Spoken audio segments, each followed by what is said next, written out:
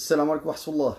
الحمد لله رب العالمين والصلاة والسلام على أشرف الخلق والمرسلين محمد بن عبد الله وآله وصحبه أجمعين. حياكم الله. En ce 11e cours des 200 questions-réponses sur le dogme islamique, explication du livre de Cheikh Hafid ibn Ahmed al-Hakami, أعلام السنة المنشورة لاعتقاد الطائفة الناجية المنصورة. Donc c'est un livre qu'on avait entamé, dont on avait entamé l'explication avant le mois du Ramadan, et on avait arrêté pendant le mois du Ramadan pour une autre série. Il nous restait 2 ou 3 séances.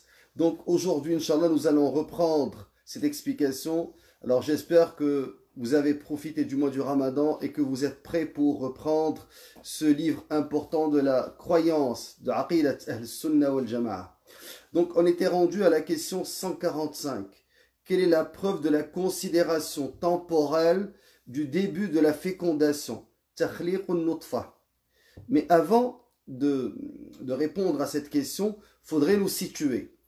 Donc là, on est rendu à un pilier important de la foi. Rukn. Donc, c'est la foi dans le destin. Al-iman bil qadari khayrihi wa sharrih. Et cette partie, elle commence dans le livre de Cheikh Hafid à la page, ou plutôt à la question 138. Quelle est la preuve de la foi au destin? Al-iman bil qadar. Et dans la question 139, il a démontré qu'il y a 4 niveaux de la foi dans le destin. Et c'est important de comprendre ces 4 niveaux. Alors, ces 4 niveaux signifient, le premier niveau, c'est-à-dire que quand tu dis « je crois dans le destin », quand tu crois dans le destin, cela implique 4 choses. La première, c'est al-ilm, la connaissance d'Allah Azza wa Jal. Donc, la foi en l'omniscience d'Allah, le Très-Haut. Ça veut dire qu'Allah sait tout ce qui s'est passé, ce qui se passe et ce qui va se passer. Et ça, c'est un élément important. Donc, al-martaba al-oula min al-qadari khayrihi wa sharrih annaka tu'min bi anna Allah ya'lam al-ilm. Donc, ça c'est à la page 184. Ensuite, le deuxième élément, après al-ilm, c'est la prescription. Al-kitaba. Tu dois croire, donc al-qadar, dans le destin. Ça veut dire, qu'Allah sait tout ce qui s'est passé. 50 000 ans à voir c'est que tu sais qu'Allah Azza wa Jal sait tout ce qui s'est passé avant la création. Le fait de croire qu'Allah connaît toute chose de façon globale et de façon détaillée. Ensuite, le deuxième élément, c'est Al-Kitaba, le fait de croire qu'Allah a écrit dans la tablette préservée toute chose, la connaissance de toute chose. Le troisième niveau, c'est la foi dans la volonté d'Allah. C'est à la page 185. La foi dans la volonté d'Allah, c'est-à-dire qu'Allah Azza wa Jal a le pouvoir effectif qui s'étend à toute chose. Et ces deux attributs sont attachés à l'existence présente ou future d'une chose. Mais il n'y a pas d'attachement entre eux, en ce qui concerne ce qui n'existe pas encore ou qui n'existera après. Alors, tout ça on l'a expliqué, mais je suis juste en train de vous situer. Le quatrième élément, c'est la foi en Allah, le créateur de toute chose, de façon à ce qu'il n'existe pas un atome qui soit dans les cieux ou sur la terre, ou entre eux qui ne soit pas créé par Allah. Donc, ça c'est ce qu'on appelle al-khalq. Donc, la foi dans le destin implique 4 choses. Ilmullah, la connaissance d'Allah. Le fait que tout a été écrit dans Al-Lawh al-Mahfoud, la tablette préservée. 3. La volonté al-Mashi'a, que tout ce qui se passe dans le monde ne se passe que par la volonté d'Allah. وَمَا تَشَاءُونَ إِلَّا أَن يَشَاءَ اللَّهُ رَبُّ الْعَالَمِينَ. La quatrième, c'est la foi dans le fait qu'Allah Azza wa Jal crée tout ce qui se passe, même af'al ibad, les actes des créatures, c'est Allah qui les crée. Alors, quand on connaît ces 4 niveaux, ou ces 4 choses qu'implique la foi dans le destin, le Cheikh Hafid al-Hakami les a expliquées. Donc, à la question 140, il a répondu à quelle est la preuve du premier niveau, à savoir la foi en l'omniscience d'Allah. Ensuite, la question 141, il a répondu à quelle est la preuve du second niveau, à savoir la foi en le prescrit, al-iman bi kitabat al-maqadir, que tout a été écrit. Ensuite, combien de considérations taqdir, cette place peut-elle suggérer? Elle peut suggérer 5 choses. Alors, quelles sont ces 5 choses? Page 192, la première chose, elle concerne que la chose à laquelle remonte une période antérieure à la création des cieux et de la terre, 50 000 ans. Alors, que ça a été écrit 50 000 ans avant la création de toute chose. Et c'est à ce moment-là qu'Allah Azza wa Jal ordonna à la plume d'écrire. Donc, elle est donc d'ordre prééternel. Deuxième élément de la prescription, elle est d'ordre temporel. C'est-à-dire que lors de l'accomplissement du pacte, le jour où il a été dit « Alastu bi rabbikum » alors, ça c'est cet élément là aussi expliqué, celui de l'accomplissement du pacte. Lorsqu'Allah Azza wa Jal a pris le pacte sur Bani Adam, de l'adorer, de ne pas lui associer quiconque. Le troisième élément, c'est la prescription qui est d'ordre temporel et qui remonte à la fécondation. Donc, dans la matrice, fil arham, la matrice de la mère. Quatrièmement, elle est d'ordre annuel et ça se passe dans la nuit de la prédestination. La cinquième prescription, elle est d'ordre quotidien et c'est l'accomplissement de tout cela selon ce qui est assigné. Donc ça, c'est les 5 éléments qui sont en réponse à la question 142. Ensuite, question 143, quelle est la preuve de la considération éternelle? At-taqdir al-azali. Alors, ça on l'a expliqué, il a été rapporté dans le Surat al-Hadid, nul malheur n'atteint la terre ni vos personnes qui ne soient enregistrées dans un livre avant que nous l'ayons créé. Et aussi dans Sahih, donc le prophète alayhi salam a dit dans le hadith et dans Sahih Muslim, Allah a établi aux créatures leur destin 50 000 ans avant la création des cieux et de la terre. Avant de poursuivre, alors que son trône était sur l'eau. Il a aussi dit, dans un autre hadith rapporté par l'imam Tirmidhi et Abu Daoud, la première chose qu'Allah a créée fut la plume. Et il lui a dit alors, écris. Et lui a répondu, ô Seigneur, que dois-je écrire? Il lui a dit, écris le destin de toute chose jusqu'à l'avènement de l'heure. Alors, ça c'est la preuve de la considération éternelle, at-taqdir al-azali. Question 144, quelle est la preuve de la considération temporelle? At-taqdir al-umri, du jour du pacte. Donc, Yom al-Mithaq, le jour du pacte, signifie ce jour-là qui est cité dans Surat al-A'raf, verset 172. Et quand ton Seigneur tira une descendance des reins des fils d'Adam et les fit témoigner sur eux-mêmes, ne suis-je pas votre Seigneur? Ils répondirent, mais si, nous en témoignons. Alors, Ishaq ibn Rahoui rapporte qu'un homme a demandé au prophète sallallahu alayhi wa sallam, au messager d'Allah, les œuvres précèdent-elles ou alors tout est prédestiné à l'avance? Il lui a répondu, certes, lorsqu'Allah a tiré la descendance d'Adam de ses reins et les a fait témoigner sur eux-mêmes, il a dit, ceux-ci sont destinés au paradis et ceux-là sont destinés à l'enfer. Seulement les habitants du paradis se verront faciliter la voie pour accomplir des œuvres dignes des habitants du paradis. Et les habitants de l'enfer se verront faciliter la voie pour accomplir des œuvres dignes des habitants de l'enfer. Alors, ça c'est l'élément de at-taqdir al-umri, le jour du pacte, Yom al-Mithaq. Maintenant, on est rendu à la considération temporelle au début de la fécondation. Donc, récapitulons. Quand on dit qu'on croit au destin, cela implique les frères inscrits, les sœurs inscrites au cours, écrivez-les. Cela implique qu'on croit qu'Allah Azza wa Jal sait. Le fait de croire qu'Allah sait de façon globale et de façon détaillée toute chose.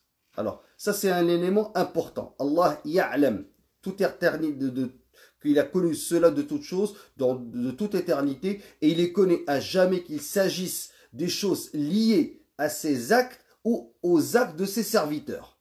Le deuxième élément, on croit qu'Allah Azza wa Jal a demandé, a ordonné à la plume d'écrire cela dans la tablette préservée, Al-Lawh al-Mahfouz. Le troisième élément auquel on doit croire quand on croit dans le destin, c'est qu'Allah Azza wa Jal, lahu al-mashi'a, il a la volonté, et que tout ce qui arrive ne se réalise que par la volonté d'Allah. Qu'il s'agisse de ce qui est lié à ses actes ou ce qui est lié aux actes de ses créatures. Le quatrième élément auquel on doit croire, c'est que Allah Azza wa Jal est le créateur des actes de ses serviteurs. Donc, tous les êtres sont créés par Allah avec leur essence, leurs attributs et aussi leurs mouvements. Allah a dit, Allah est le créateur de toutes choses et de toutes choses il est garant. Et il a dit, et il a créé toutes choses en lui donnant ses justes proportions. Maintenant, quand on a expliqué ces éléments-là, quand le cheikh a expliqué ces éléments-là, il est passé à la question 145. Quelle est la preuve de la considération temporelle au début de la fécondation? Allah a dit, هو أعلم بكم إذ أنشأكم من الأرض وإذ أنتم أجنة في بطون أمهاتكم فلا تزكوا أنفسكم هو أعلم بمن اتقى. C'est lui qui vous connaît le mieux. Quand il vous a produit de terre et aussi quand vous étiez des embryons dans les ventres de vos mères, ne vantez pas vous-même votre pureté. C'est lui qui connaît le mieux ceux qui le craignent. Donc ça c'est Surat An-Najm. Il a été rapporté dans les deux sahih que le prophète sallallahu alayhi wa sallam a dit, certes, chacun de vous a été créé dans la matrice de sa mère à partir d'une goutte de sperme. 40 jours.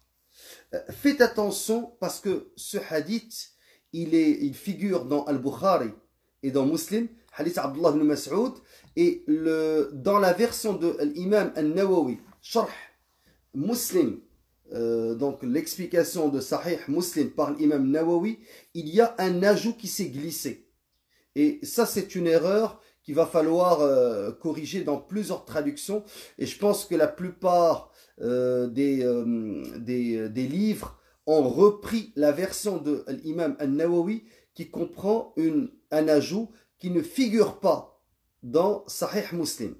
Et il y a plusieurs savants de l'hadith qui ont corrigé cette erreur et qui ont mentionné cet ajout. Alors, je vais vous expliquer quel est l'ajout. La plupart des traductions, malheureusement, francophones, reprennent cet ajout-là parce qu'il a son importance dans quand est-ce que la vie, elle commence pour l'embryon. Donc, à quel moment la vie commence. Et ça a une implication. Ça a une implication sur la question de l'avortement. Parce que ceux qui ont pris en considération cet ajout ont tendance à dire que ça se fait, donc la création, elle se fait après 120 jours. Alors que ceux qui ont pris la version initiale, qui ne comprend pas l'ajout en question, vont expliquer le hadith par le fait que la vie est dans l'embryon à partir du 40e jour. Et c'est ce que la science a confirmé aujourd'hui. Et c'est ce que d'ailleurs les versets coraniques confirment.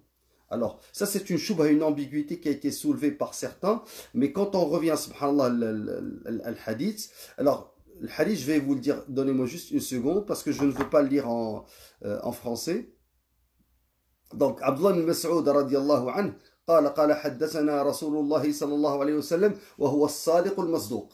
Donc, le véridique qui dit la vérité, إن أحدكم يجمع خلقه في بطن أمه 40 يوما.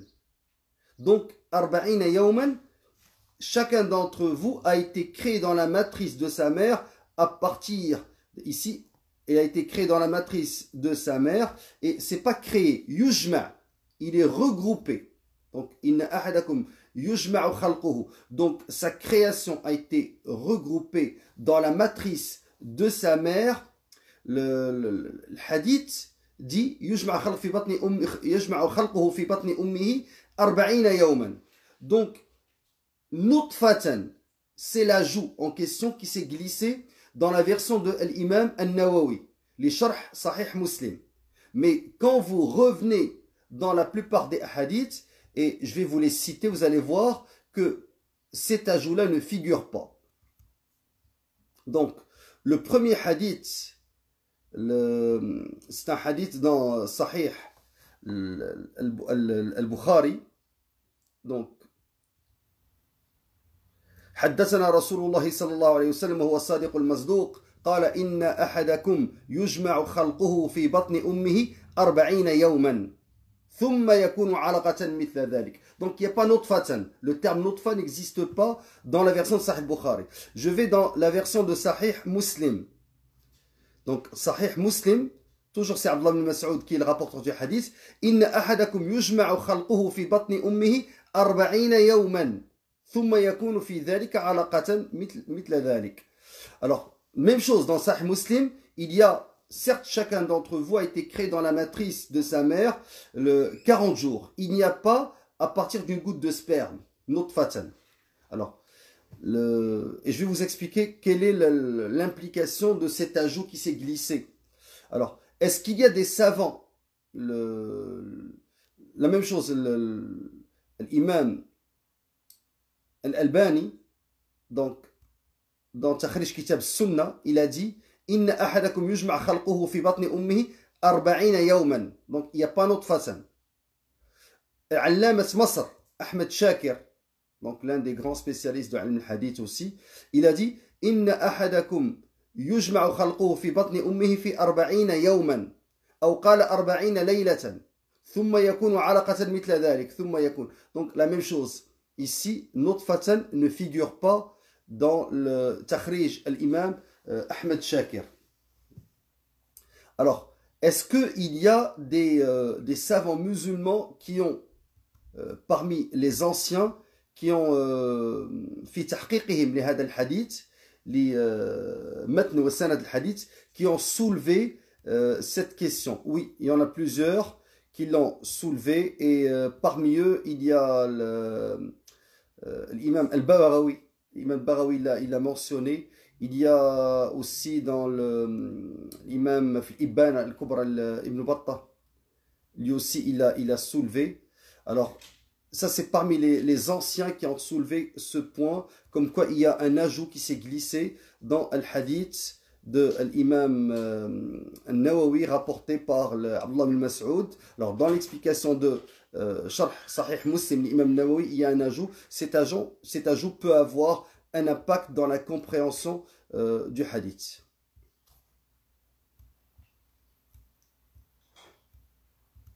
Alors, je vais vous citer les savants du hadith qui ont mentionné cet ajout. Il y a Ibn Battah, Ibn al-Kubra. Donc, il y a l'imam Baghawi, في شرح السنة. Il y a Abu Bakr al-Ismaili, في المعجم. Il y a Al-Khattabi. Alors, lui aussi, il a soulevé. Mohamed ibn Ahmed Abd al-Hadi, في المحرر. Al-Ajlouni, في كتاب al-Khafa.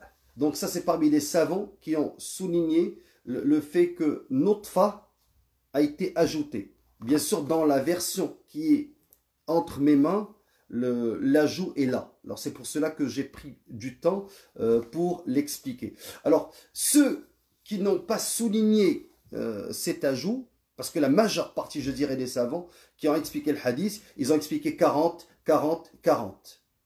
Mais ceux qui qui n'ont pas pris en considération l'ajout, ils ont dit que l'ensemble de la création dans la matrice de la mère correspond à 40 jours. Et que thumma mithl dalik, ça c'est donc certes chacun d'entre vous a été créé dans la matrice de sa mère 40 jours, puis à partir d'un caillot de sang pour une période semblable, puis à partir d'un embryon pour une même période. Donc la même période, c'est le 40 jours initial. Et c'est ce que la science aussi confirme. Alors, bien entendu, quand je dis c'est ce que la science aujourd'hui confirme, nous ne sommes pas en train d'adapter notre compréhension du hadith à celle de la science. Mais j'ai expliqué qu'il y a des savants, parmi les anciens, qui ont compris que l'ensemble c'est 40 jours. Et que ceux qui ont compris que 40 jours étaient cumulatifs et non pas détaillant le premier 40 jours, tout simplement, ils ont, certains parmi eux, pour ne pas dire la plupart, ont pris l'ajout qui s'est glissé dans la version de l'imam al-Nawawi et qui ne figure pas dans Sahih al-Bukhari et Sahih Muslim. Alors, j'espère avoir été assez clair et ne pas avoir tardé dans cette explication. Allah al-Musta'an. Alors, ça, c'est la preuve de la considération temporelle au début de la fécondation. On parle toujours de la prescription. Quand est-ce que les actes et tout a été écrit? Alors, je répète, à la page...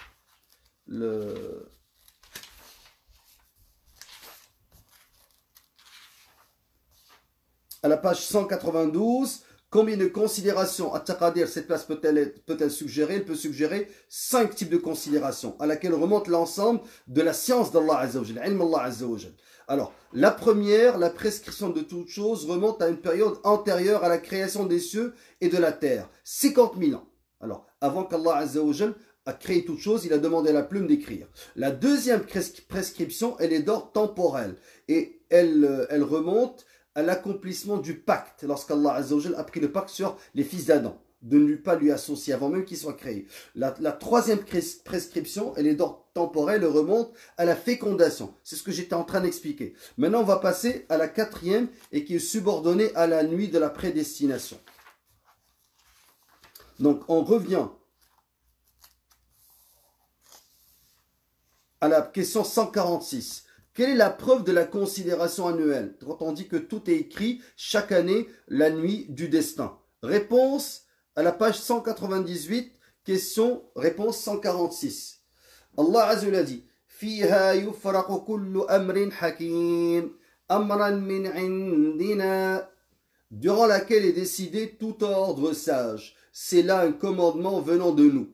Ibn Abbas radiallahu anhuma a dit à ce titre, il est prescrit dans la mer du livre, durant la nuit de la prédestination, tout ce qui aura lieu pendant une année, comme mort, vie, moyen de subsistance et pluie. Même le pèlerin n'est pas pour autant oublié, puisqu'on dira un tel sera du voyage au pèlerinage et un tel ne le sera pas. Alors, cette version de Abdullah ibn Abbas radiallahu anhuma a été soutenue par l'imam al-Hassan, Saïd ibn Jubayr, donc al-Tabi'in.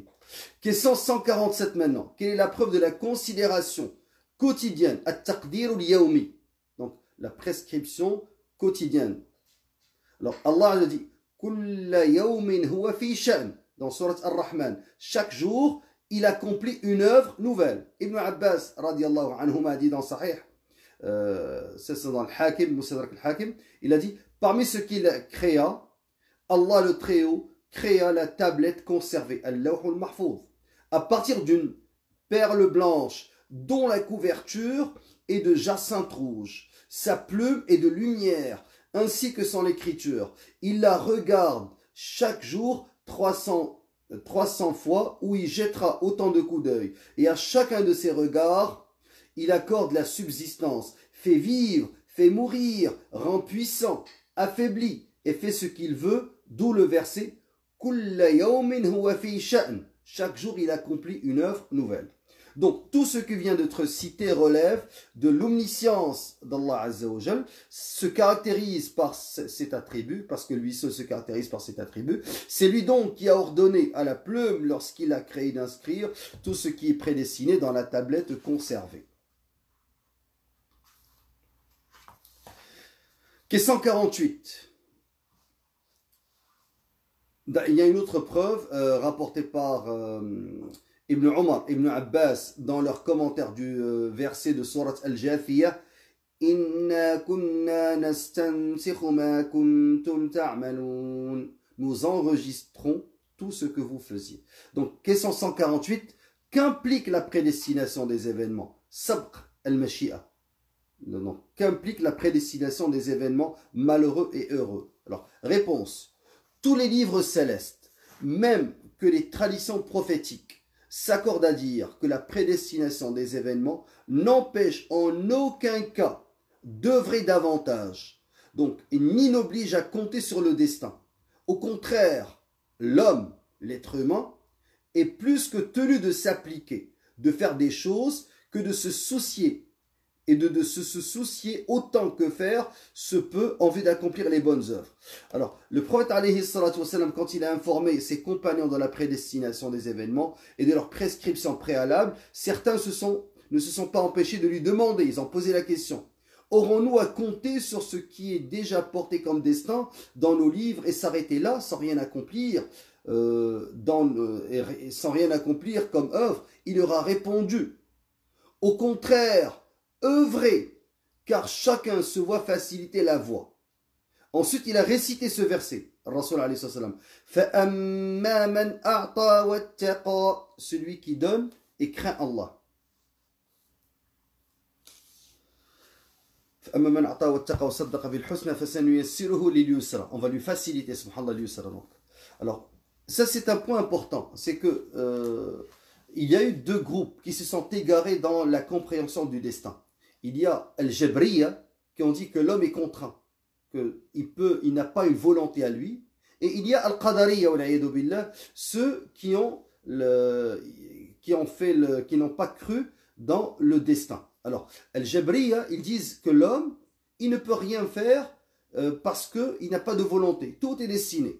Donc, il n'a pas une volonté qui lui est propre. Et ça, c'est ce qu'on appelle Al-Jabriya. Al-Qadariya, ils ont dit Al-Amr Unuf, la Qadar. Il n'y a pas de Qadar. Allah ne sait pas ce que l'être humain va faire. Et Allah ne l'a pas écrit. Et c'est l'être humain qui est doté de sa propre volonté. Et nous, on a un verset qui dit وَمَا تَشَاءُونَ إِلَّا أَيَّشَاءَ اللَّهُ. Et vous ne pouvez que ce que peut Allah. Donc, l'être humain, il a sa propre volonté. Mais sa propre volonté ne peut se réaliser que par la volonté divine. Alors, si Allah veut empêcher la volonté de l'être humain de se réaliser, il va l'empêcher. Et s'il veut la laisser, il la laisse. Donc, c'est lui qui décide.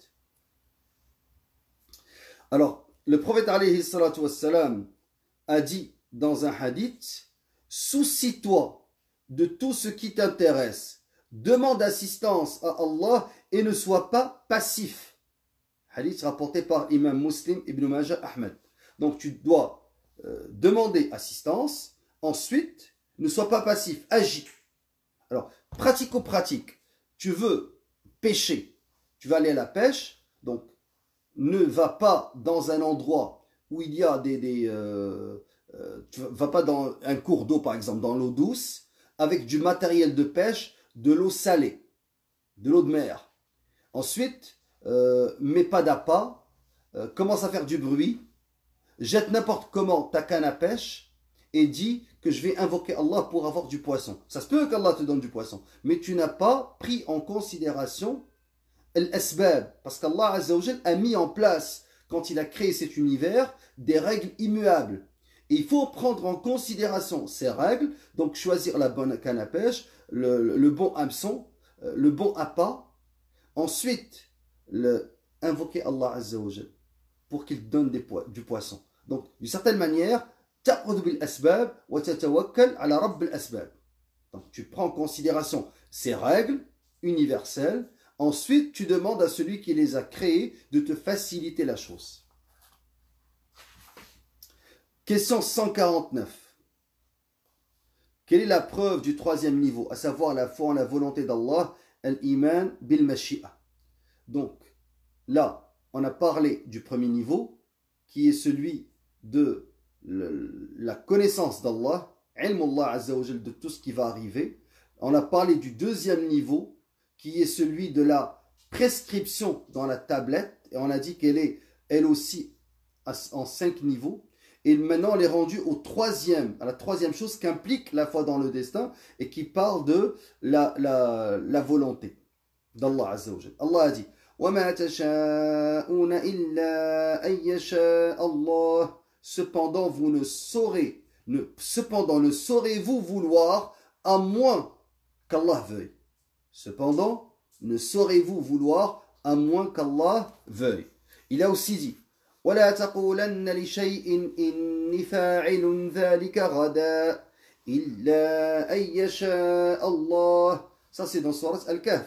Allah a dit et ne dis jamais à propos d'une chose je la ferai sûrement demain, sans ajouter si Allah le veut. Et il a aussi dit من يشاء الله يضلله ومن يشاء يجعله على صراط مستقيم. Allah égare qui il veut et il place qui il veut sur un chemin droit. Et il a dit وَلَوْ شَاءَ اللَّهُ لَجَعَلَكُمْ أُمَّةً وَاحِدَةً. Si Allah avait voulu, il aurait certes fait de vous une seule communauté. Et il a dit وَلَوْ شَاءَ اللَّهُ مَا اقْتَتَلُوا. Et si Allah avait voulu, les gens qui vinrent après eux ne se seraient pas entretués. Et il a dit وقال تعالى dans Surat Muhammad وَلَوْ يَشَاءُ اللَّهُ لَانْتَصَرَ مِنْهُمْ. Car si Allah voulait, il se vengerait lui-même contre eux. Et il a dit dans Surat Al-Buruj فَعَالٌ لِمَا يُرِيدُ. Il réalise parfaitement ce qu'il veut. Il a dit dans Surat Yasin إِنَّمَا أَمْرُهُ إِذَا أَرَادَ شَيْئًا أَن يَقُولَ لَهُ كُن فَيَكُونُ. Quand il veut une chose, son commandement consiste à dire soit. Et la chose est. Et il a dit dans Surat An-Nahl quand nous voulons une chose, notre seule parole est soit et elle est. Il a dit dans Surat Al-An'am فَمَنْ يُرِدِ اللَّهُ أَنْ يَهْدِيَهُ يَشْرَحْ صَدْرَهُ لِلْإِسْلَامِ وَمَنْ يُرِدْ أَنْ يُضِلَّهُ يَجْعَلْ صَدْرَهُ ضَيِّقًا حَرَجًا. Donc, le Très-Haut a dit et puis quiconque Allah veut guider, il lui ouvre la poitrine à l'islam. Yashrah sadrahu lil-islam. Et quiconque il veut égarer, il lui rend la poitrine étroite et gênée. Alors, à l'instar de ces innombrables versets, il y a aussi des hadiths qui confirment et attestent et insistent sur cette question de la foi d'Allah Azza wa Jal, de la volonté d'Allah Azza wa Jal, donc dans l'iman, ce qu'on appelle bil mashi'a. Qu'Allah Azza wa Jal a la volonté ultime de créer toute chose et que rien ne se passe que par sa volonté dans cet univers. Alors, le prophète sallallahu alayhi wa sallam, il a dit les cœurs des serviteurs sont entre deux doigts du tout miséricordieux, à l'image d'un seul cœur. Il en dispose comme il veut. Hadith rapporté par Muslim, par Tirmidhi, Ibn Majah, Imam Ahmed. Et c'est au sujet de leur sommeil dans la vallée. Allah a dit certes, Allah le Très-Haut saisit leurs âmes quand il veut et rend leurs âmes quand il veut. Hadith rapporté par le Bukhari et le Nasa'i, Ahmed, Abu Daoud.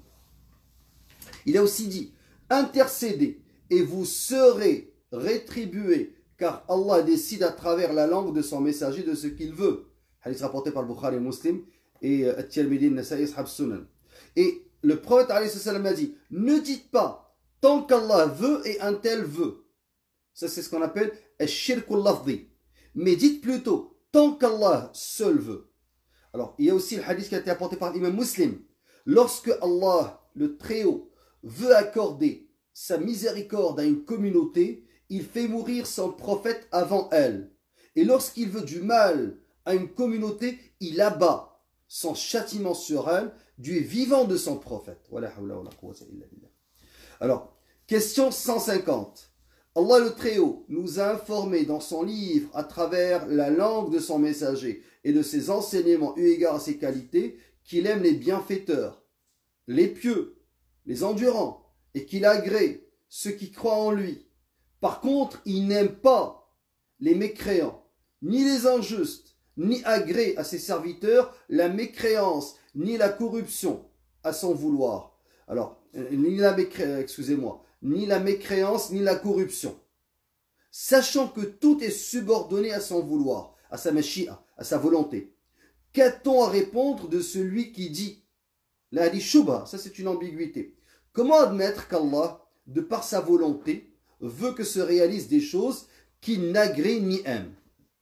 Alors ils disent, ces gens-là, ceux qui soulèvent cette ambiguïté, vous dites que rien ne se passe dans le monde que si Allah le veuille.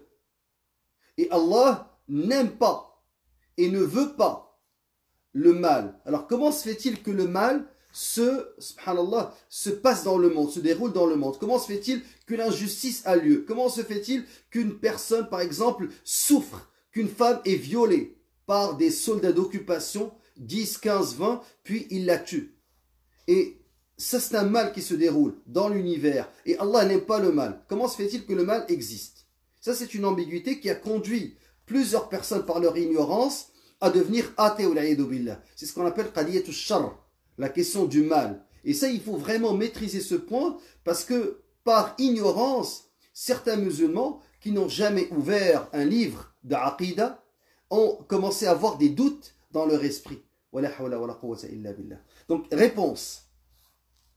Sache que dans les textes, le mot volonté, al-mashi'a, renvoie à une double signification. La première, elle est d'ordre cosmique. Alors, et obéit à la fatalité. En clair, elle a trait au pouvoir d'Allah, en ce sens qu'elle n'est subordonnée ni à l'estime, ni à l'agrément. Alors, ça c'est le premier type de mashi'a. Alors, mais elle concerne aussi bien la foi que la mécréance, l'obéissance que la désobéissance, ce qui est aimé et ce qui est abhorré. D'ailleurs, ce type de volonté concerne tout le monde et nul n'en est exclu. Alors, j'explique cela. Quand on dit la volonté, al-mashi'a, il y a des choses qu'Allah veut qu'il se passe, qui se déroulent dans le monde. Mais Allah ne les veut pas, ne les aime pas. Donc, il veut qu'ils se passent parce que c'est un test, une épreuve pour certains, c'est un châtiment pour d'autres, parce qu'en commettant ce type d'action, ils vont être châtiés par la suite. Donc c'est une épreuve, un test dans ce bas monde. Et Allah n'aime pas le mal. Quand on dit il ne veut pas le mal, c'est-à-dire qu'il ne l'aime pas. Et quand on dit qu'il veut le mal, c'est-à-dire qu'il veut qu'il se déroule, qu'il ait lieu, et non pas qu'il l'aime. Alors faites attention à la double signification du terme volonté, al-mashi'a. Le Très-Haut a dit, la preuve de ce que le cheikh explique, فَمَنْ يُرِدِ اللَّهُ أَنْ يَهْدِيَهُ يَشْرَحْ صَدْرَهُ لِلْإِسْلَامِ. Et puis quiconque Allah veut guider, il lui ouvre la poitrine à l'islam. وَمَنْ يُرِدْ أَنْ يُضِلَّهُ يَجْعَلْ صَدْرَهُ ضَيِّقًا حَرَجًا. Et quiconque il veut égarer, il lui rend la poitrine étroite et gênée.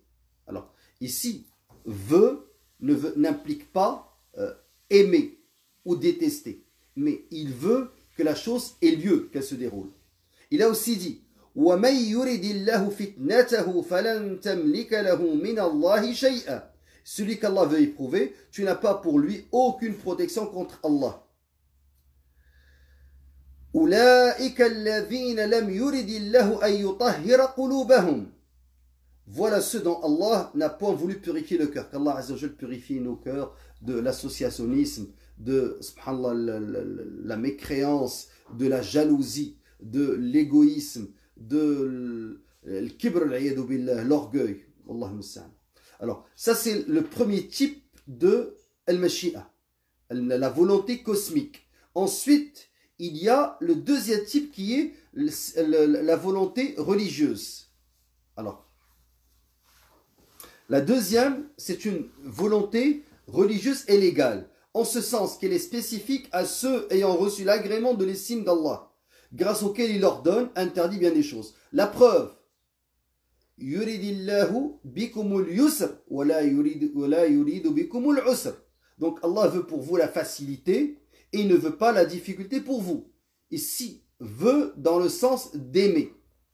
Il a aussi dit يريد الله ليبين لكم ويهديكم سنن الذين من قبلكم ويتوب عليكم والله عليم حكيم. Allah veut vous éclairer, vous montrer les voies des hommes qui vous ont précédés et aussi accueillir votre repentir. Et Allah est omniscient et sage. Alors, ce type de volonté reste toutefois tributaire de la volonté cosmique. Cela dit, ces deux types de volonté se rassemblent chez l'être croyant et obéissant. A l'inverse, la volonté cosmique est quant à elle spécifique à l'être immoral et désobéissant. Alors, si Allah Azza wa Jal appelle à son agrément tout le monde sans exception, il guide par contre pour répondre à son rappel qui il veut parmi ses serviteurs. Ne dit-il pas Wallahu yad'u ila daris salam wa yahdi man yasha'u ila siratin mustaqim. Surat Yunus, Allah appelle à la demeure de la paix et guide qui il veut vers le droit chemin. Donc Allah Azza wa Jal généralise l'appel et spécifie le droit chemin qu'il veut. Alors, il a dit dans Surat An-Najm Inna rabbaka huwa a'lamu biman dalla an sabilihi huwa a'lamu biman ihtada wa huwa a'lamu biman ihtada. Donc certes ton Seigneur connaît parfaitement celui qui s'égare de son chemin et il connaît parfaitement qui est bien guidé. Question 151. Quelle est la preuve du quatrième niveau, à savoir la foi en la création, al-iman bi al-khalq. Donc, toujours dans le destin. On a parlé, premièrement, de la connaissance, al-ilm, qu'Allah sait tout ce qui va arriver. Deuxièmement, qu'Allah a écrit toutes choses 50 000 ans avant que la terre et les cieux soient créés. Puis on a vu qu'il y a 5 éléments dans ce deuxième point. Le troisième que je viens d'expliquer, c'est la question de la volonté. Que tout ce qui se passe fait suite à la volonté d'Allah Azza wa Jal. Et le cheikh a réfuté l'ambiguïté de ceux qui disent comment se fait-il que le mal ait lieu alors qu'Allah ne le veut pas. Et on a expliqué que Allah ne veut pas que le mal ait lieu dans la mesure qu'il ne l'aime pas. Mais Allah veut que le mal ait lieu parce qu'il ne peut se dérouler que par sa volonté. Et c'est Allah qui a créé Iblis, Satan, pour nous éprouver. Et c'est Allah qui crée le mal pour qu'il y ait une épreuve pour les serviteurs. Et de toute façon, on ne pose pas de question pourquoi Allah fait et pourquoi Allah ne fait pas. Maintenant, le quatrième niveau de la foi, dans Al-Qadar, le Très-Haut a dit Allahu khaliqu kulli shay' wa huwa ala kulli shay'in wakil. Donc, Allah est le créateur de toutes choses. Et de toutes choses, il est garant. هل من خالق غير الله يرزقكم من السماء والأرض. Existe-t-il en dehors d'Allah un créateur qui du ciel et de la terre vous attribue votre subsistance? Et il a dit هذا خلق الله فأروني ماذا خلق الذين من دونه. Voilà la création d'Allah. Montrez-moi donc ce qu'ont créé ceux qui sont dehors de lui. Et il a dit الله الذي خلقكم ثم رزقكم ثم يميتكم ثم يحييكم هل من شركائكم من يفعل من ذلكم من شيء. C'est Allah qui vous a créé, vous a nourri, ensuite il vous fera mourir, puis il vous redonnera vie. Y en a-t-il parmi vos associés un qui fasse quoi que ce soit de tout cela? Et il a dit Wallahu khalaqakum wa ma ta'malun. Surat Safat. Alors que c'est Allah qui vous a créé vous et ce que vous fabriquez. Il a dit dans Surat Ash-Shams wa nafsin wa ma sawwaha fa'alhamaha fujuraha wa taqwaha. Et par l'âme et celui qui l'a harmonieusement façonné et il lui a alors inspiré son immoralité de même que sa piété. Il a dit dans Surat Al-A'raf من يهدي الله فهو المهتد ومن يضلل فأولئك هم الخاسرون. Quiconque Allah guide, voilà le bien guidé. Et quiconque il égare, voici le perdant. Il a dit dans Surat Al-Hujurat ولكن الله حبب إليكم الإيمان وزينه في قلوبكم وكره إليكم الكفر والفسوق والعصيان.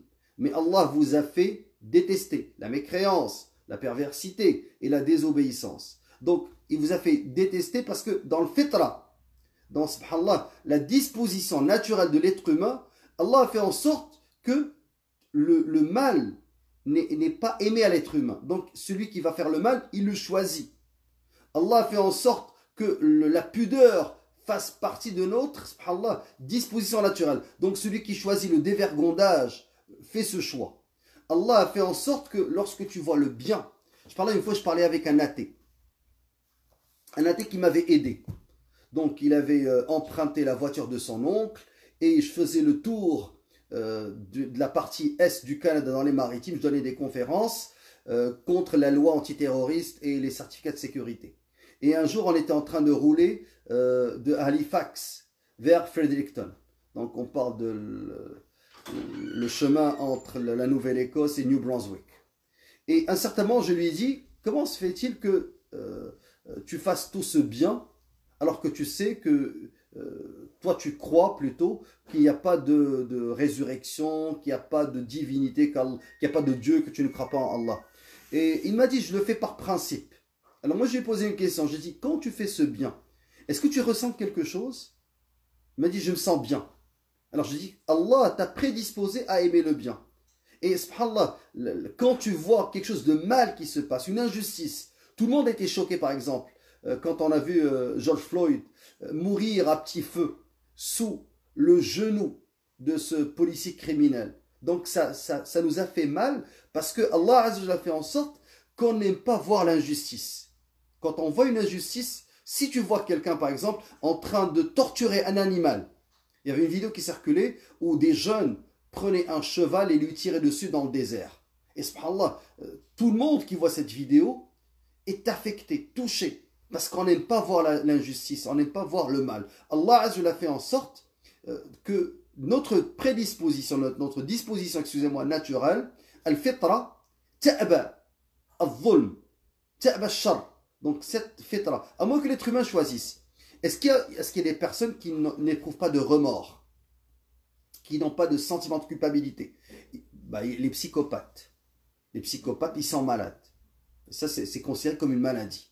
Il commet un meurtre et n'a rien à se reprocher. Alors que l'être humain qui est sain, alors c'est pour cela que, par exemple, les soldats américains, une fois de retour d'Irak ou d'Afghanistan, après avoir tué des innocents, se tirent des balles dans la tête et se suicident.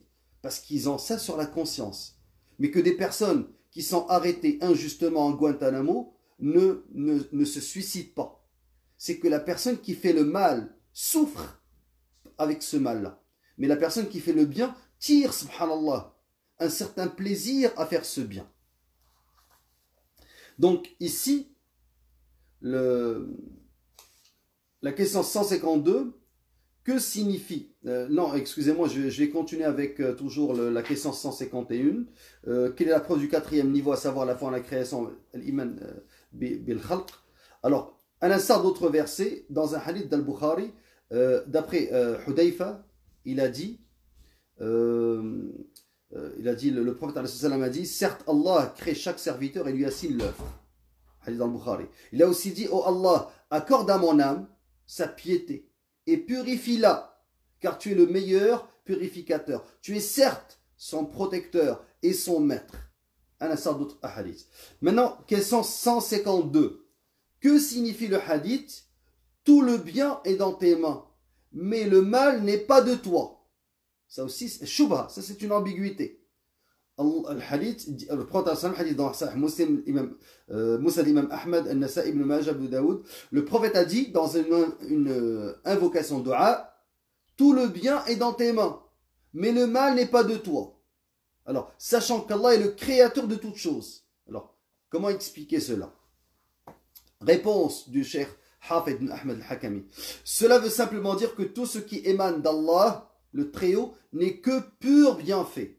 En ce sens que cette qualité est subordonnée à lui. Et il s'en caractérise, chose qui infirme toute notion de mal venant de sa part. Donc le mal ne vient pas d'Allah. Cela dit, Allah est le juge équitable dont toutes les sentences véhiculent à la fois la sagesse, dont toutes les sentences véhiculent à la fois la sagesse, al-hikmah, et l'équité, al-adl, et assigne aux choses des places qui leur conviennent comme admis auprès de lui. Aussi, tout ce qui implique le mal est à rechercher du côté de l'homme, qui s'attire les malheurs à cause de ce que ses mains ont justement acquis. Alors c'est pour ça que tu dis le bien, si quelque chose de bien t'arrive, si tu réalises quelque chose de bien, tu dis c'est grâce à Allah que j'ai pu la faire. Mais si tu commets un péché ou une erreur, tu dis c'est min nafsi, c'est à cause de mon âme instigatrice, ou bien minash shaitan, à cause de Satan.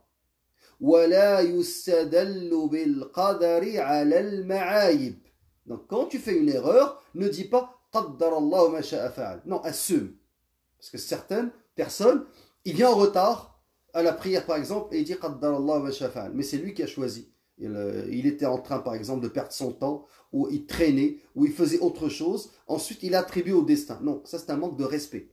Donc il ne faut pas attribuer au destin tes propres erreurs, mais tu dois les assumer ou dire c'est à cause de Satan. Alors, la preuve, Allah a dit وَمَا أَصَابَكُم مِّن مُّصِيبَةٍ فَبِمَا كَسَبَتْ أَيْدِيكُمْ وَيَعْفُ عَن كَثِيرٍ. Tout malheur qui vous atteint est dû à ce que vos mains ont acquis. Et il pardonne beaucoup. Surat Ash-Shura, la consultation, verset 30. Et il a dit وَمَا ظَلَمْنَاهُمْ وَلَكِنْ كَانُوا هُمُ الظَّالِمِينَ. Surat Az-Zukhruf, verset 76. Et nous ne leur avons fait aucun tort. Et nous ne leur avons fait aucun tort, mais ce sont eux les injustes.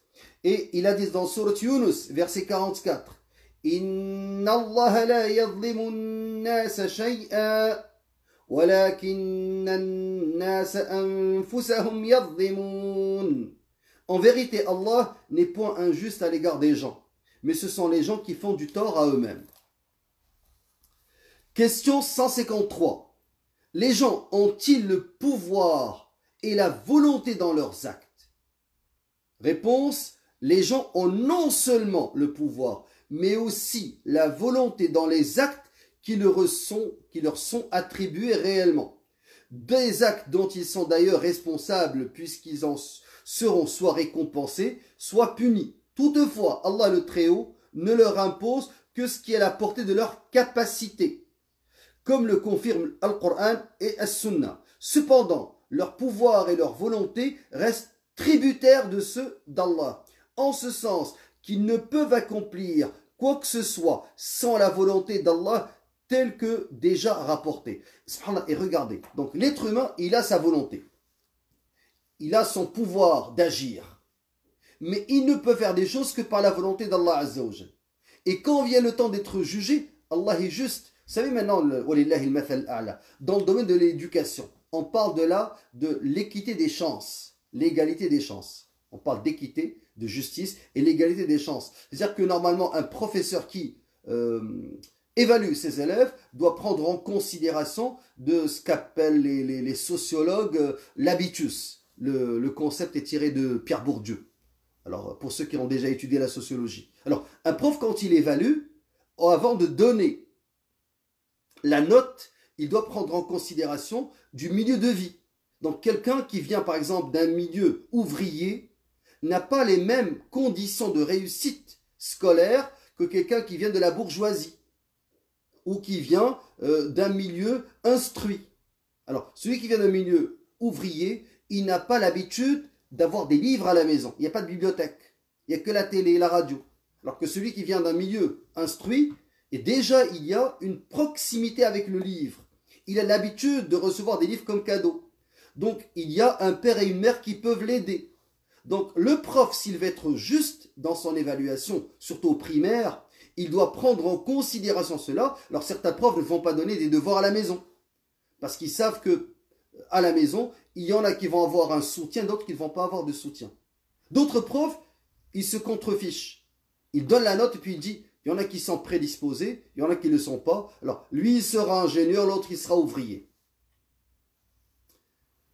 Allah Azza wa Jal, walillahi al-mathal a'la, quand il va nous évaluer le jour du jugement dernier, il prendra en considération notre milieu de vie, nos parents, l'éducation que nous avons reçue, comment nous avons été élevés, les rencontres que nous avons faites dans la vie et notre volonté. Et Allah Azza wa Jal est juste. وَلَا يَظْلِمُ رَبُّكَ أَحَدًا. Et Allah Azza wa Jal n'est injuste envers personne. Même Shaitan, Satan, Allah lui a donné sa chance et il va le juger.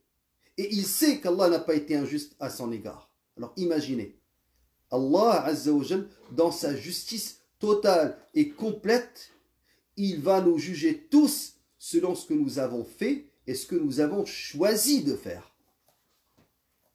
Alors, toutefois, ça c'est la question 153.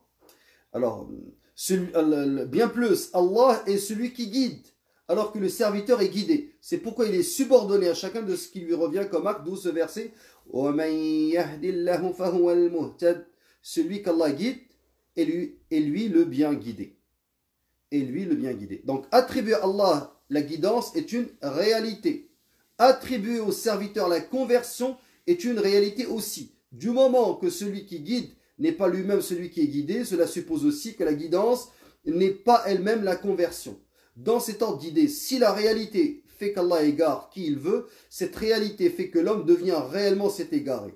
C'est de cette manière que s'accomplissent les sentences d'Allah en direction de ses serviteurs. Cela étant dit, quiconque subordonne à la fois le fait et l'effet à l'homme aura ainsi fait preuve de mécréance. Et quiconque les subordonne à la fois à Allah aura fait preuve de mécréance. À l'opposé, quiconque subordonne le fait au créateur et l'effet au serviteur aura ainsi fait preuve de croyance réelle. Question 54. On a presque terminé.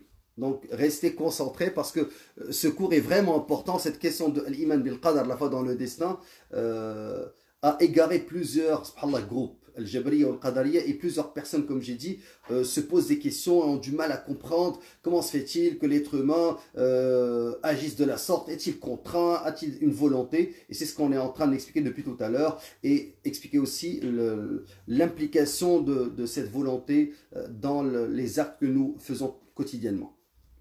Alors, question 154, qu'a-t-on à répondre à celui qui dit: n'est-il pas possible à Allah, eu égard à son omnipotence, de faire de ses serviteurs tous des croyants, des êtres obéissants et guidés sur le droit chemin, avec sa satisfaction de légalement? Réponse. Alors ça, c'est shubha, une ambiguïté. Allah a dit, le Très-Haut: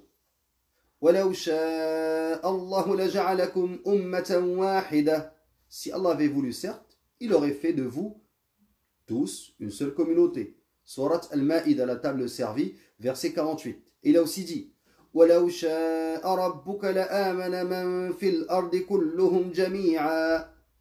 donc verset 99 de Surat Yunus, si ton Seigneur l'avait voulu, tous ceux qui sont sur la terre auraient cru. Et à l'instar d'autres versets. Alors, cependant, Allah a fait en sorte que les choses soient ainsi. C'est parce que sa sagesse, al-hikmah al-rabbaniya, al-ilahiyya, implique cela. Et parce que sa seigneurie, al-rububiyya, sa divinité, al-uluhiyya, ses plus beaux noms et attributs, al-asma al-sifat, le nécessitent.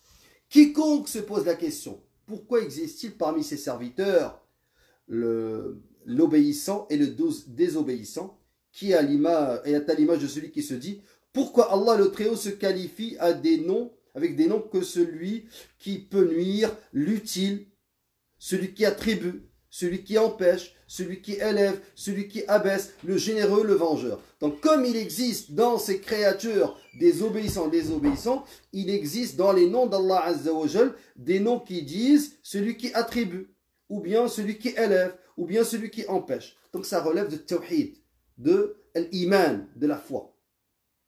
Les sentences d'Allah le Très-Haut sont conformes à ces noms, lesquels constituent la parfaite illustration de ses attributs.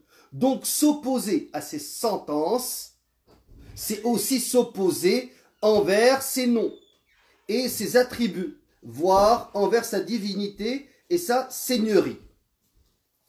Allah Azza wa Jalla dit dans Surat Al-Anbiya: فَسُبْحَانَ اللَّهِ رَبِّ الْعَرْشِ عَمَّا يَصِفُونَ لا يسأل عما يفعل وهم يسألون. Gloire donc à Allah, Seigneur du trône. Il est au-dessus de ce qui lui attribue.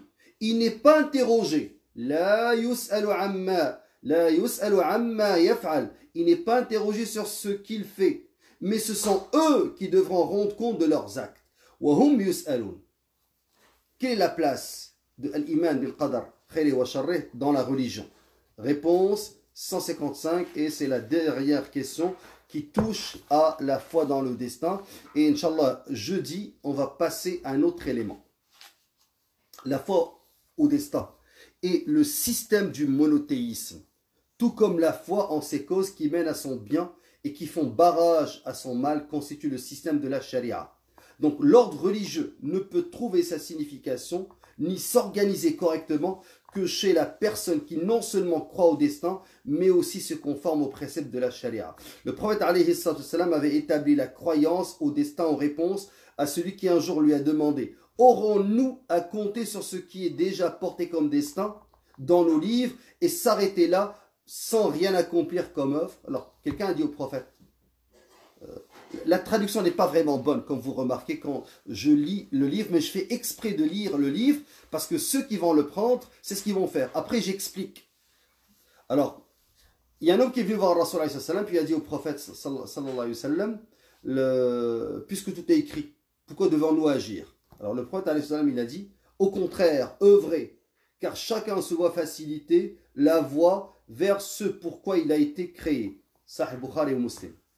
Alors, quiconque nie l'existence de la prédestination au motif prétendu de sa contradiction avec Sharia aura de cette manière dépouillé Allah de sa science et de son pouvoir, et ce en rendant l'homme à la fois indépendant par ses actes et en même temps leur créateur. Ainsi, il associe non seulement Allah à notre créateur, mais aussi de toutes les créatures des créateurs. Alors faites très attention.